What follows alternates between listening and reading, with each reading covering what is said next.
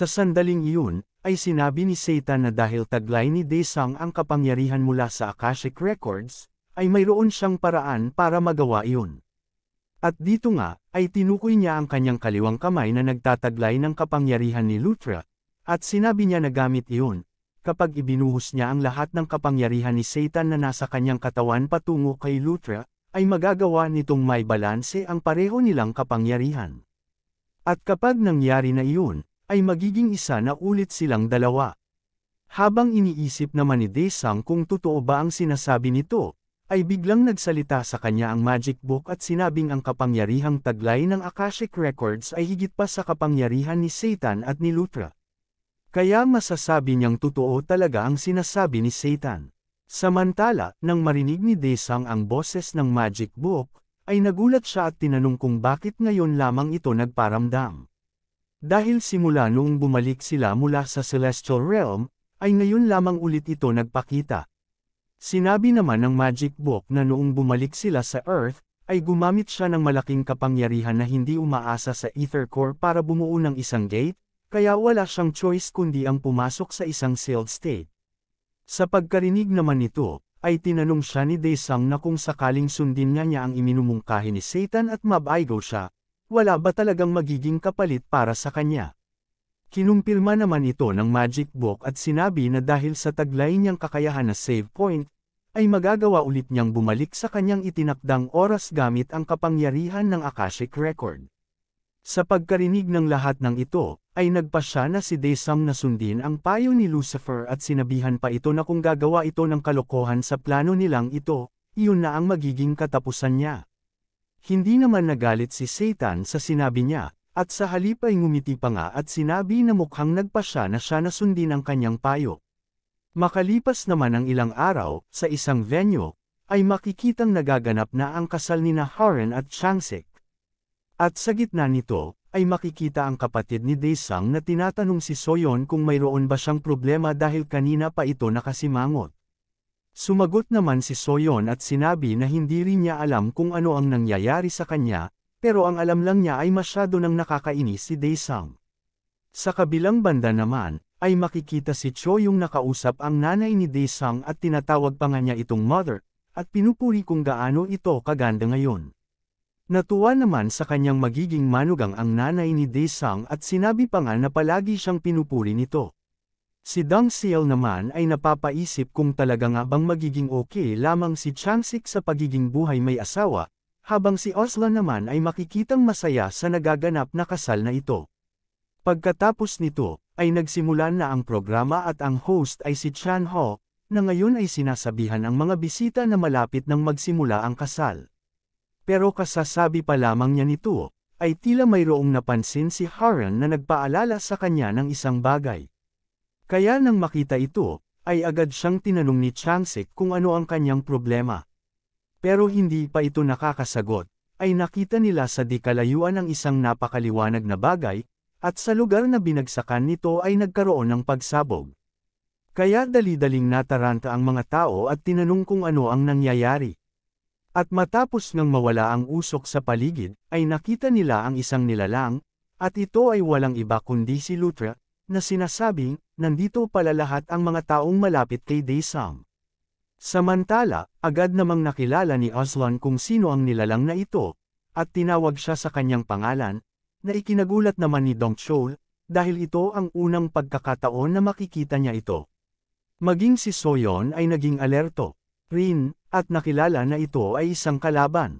Kaya sa sandaling iyon, ay maging si Choyong ay naghanda na rin ng kanyang mga sandata, at sinabihan ng kanyang biyenan na paprotektahan niya siya.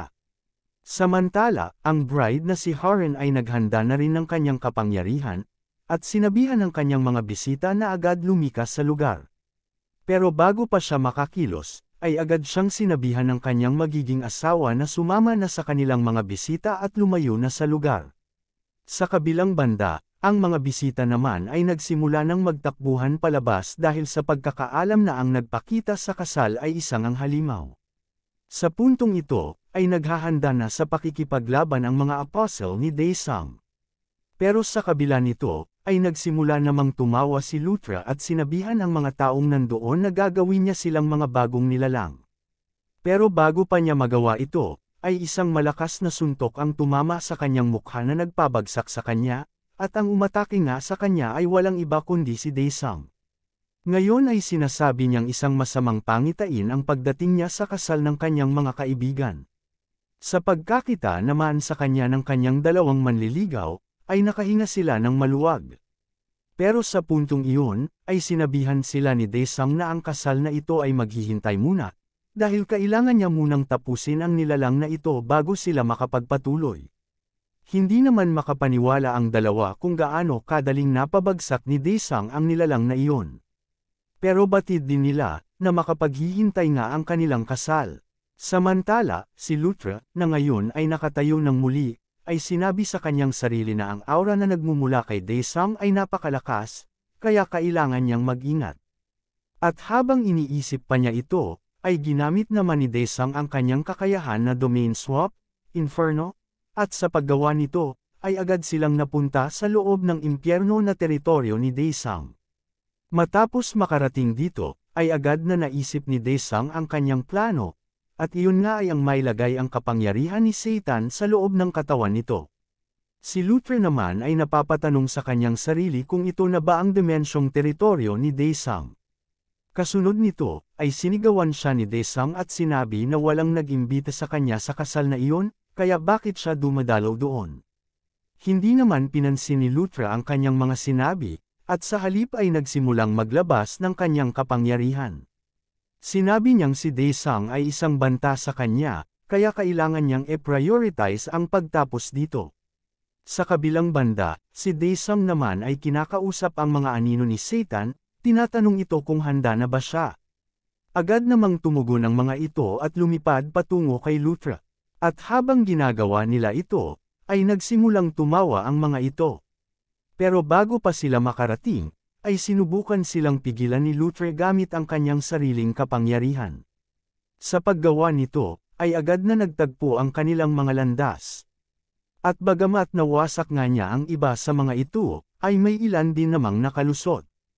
Kaya habang patuloy niyang sinisira ang mga aninong iyon, ay naisip niya na ang kapangyarihan ni Daesung ay hindi talaga niya mahulaan kung saan nagmula. Pero sa huli, ay napagtanto niya ang isang bagay, na ang lahat ng ito ay may kinalaman kay Lucifer. At sa puntong iyon, ay ginamit na ni Daesung ang kanyang Shadow Satan mode. Kaya sa pagkakita nito, ay ginamit naman ni Luthra ang kanyang 10,000 eyes, at sa sandaling iyon, ay nagpakita ang napakaraming mga mata sa paligid upang mabantayan ang bawat kilos ni Daesung. Pagkatapos nito, ay inilabas naman niya ang kanyang sandata na Sword of Life. Pero sa sandaling iwas-iwas niya ang sandatang iyon para ipawalang bisa ang mga natirang atake ni Daesung, ay bigla namang lumusot patungo sa kanya ang ilang mga kadena na tinawag ni Daesung na Chain of the Demon God, na direktang pumulupot sa mga kamay at leeg ni Luthra upang mapigilan ang pagkilos nito. At matapos ngang magawa ang lahat ng ito, ay nagsimulang lumapit si Daesung sa kanya, saka nakangiting sinabi na gaya ng kanyang inaasahan, ay mahina si Luthra sa ganitong klase ng mga atake. Hindi naman nabahala si Luthra sa sitwasyon niyang ito, at sa halip ay nagsimula pang ang tumawa. Sinabihan si Daesung na hindi ito gagana sa kanya dahil siya ay isang immortal. Ngumiti naman si Daesung at sinabi na alam niya na iyon, dahil ilang libong beses na niya siyang nakalaban. Pero pagkatapos sabihin ito, ay idinagdag pa niya ang isang bagay na kanyang nalaman mula kay Lucifer, na silang dalawa pala ay dating nasa iisang katawan lamang. Sa pagkarinig nito mula kay Daesung, ay agad na natigilan at nawala ang angas sa mukha ni Luthra. Kaya dahil dito, ay lalong tumawa si Daesung at sinabi sa kanya na ngayon lamang niya siya nakitang nag-alala ng ganito. Sinabi pa niya na, ayon kay Lucifer, ay kapag ginamit niya ang kanyang kaliwang kamay na nagtataglay ng kapangyarihan ni Luthra at ipinasok sa loob ng katawan nito, ay magagawa niya silang mapagsamang muli. Dahil naman sa kanyang narinig mula kay Daesung, ay agad na nagpanik si Luthra at sinabi kay Daesung na huwag magpaloko kay Lucifer, dahil ang tanging nais nito ay ang i-dominate si Luthra at wasakin ang buong universe. Sinabi pa niya na kung susundin niya si Satan, ay magdudulot ito ng napakalaking pagkawasak na kanyang pagsisisihan sa huli. Pero sa kabila ng lahat ng kanyang mga sinabi, ay lalo pang naging determinado si Daesung at sinabi na, dahil sa kanyang patuloy na pagdaldal, ay mukhang tama nga si Satan at kailangan na niyang gawin ang bagay na ito. Kasunod nga nito, ay agad na niyang pinakawala ng kanyang kamao na direktang tumama sa katawan ni Luthra. At matapos itong bumaon sa kanyang katawan, ay inutusan na niya si Lucifer na pumasok sa loob nito. At matapos nga ang pangyayaring iyon, ay makikita si Lucifer na ngayon ay tumatawa, sinasabihan si Luthra na magiging isa na ulit sila. At habang patuloy na ibinubuhos ni Daesung ang kapangyarihan ni Satan sa loob ni Luthra, ay patuloy din sa pagsigaw ito, pilit na pinipigilan si Daesung sa kanyang ginagawa. Wala namang balak tumigil si Daesung, at galit pang sumigaw, sinasabihan si Luthra na manahimik na upang matapos na ito. At pagkalipas nga ng ilang sandali, ay naganap ang isang malaking pagsabog. At sa gitna ng mga usok sa paligid, ay makikita si Daesung na umaatres mula dito. Kasabay nito, ay lumabas ang isang notification, sinasabing ang lahat ng Demon God power ni Daesung ay nakonsumo na, at ang Great Demon Satan mode ay na-deactivate na. Binanggit din na lahat ng kanyang mana ay nakonsumo na, kaya papasok na siya sa isang emergency recovery mode. Habang patuloy namang humihingal si Daesung, ay napatanong siya sa kanyang sarili kung nagtagumpay ba siya. Pero sa puntong iyon, ay nakita niya sa gitna ng usok ang isang anino. At sa mga oras na iyon, ay nagsalita ito, sinasabing sa wakas ay nakumpleto na siya. At ang nilalang na ito ay malayo sa itsura ni Luthra o ni Satan, kaya isang malaking katanungan ang sumagi sa kanyang isipan.